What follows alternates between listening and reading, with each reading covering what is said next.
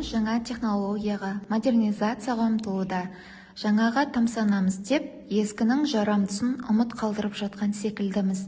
Мысалы, қазақтың байырғы өлшем бірліктері. Ғасырлар бойы елдің керегіне жараған, тіпті тіліміздің қаншалықты бай екенін дәлелдей түсетін халық тапқырлығы. Қазақтың байырғы өлшем бірліктері жайында сіз бен біз күнделікті өмірде қолдана бермейтін мәліметтерге назар аударайық.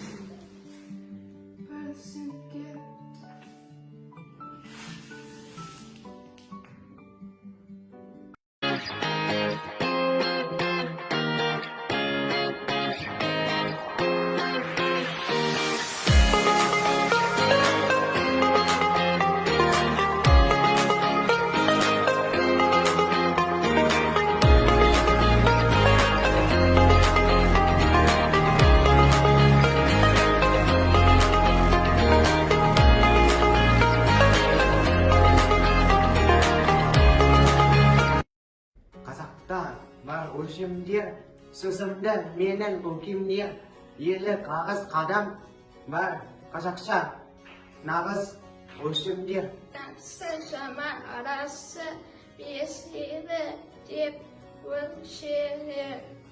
Бұл үшін шырайым, білмейімді сағым.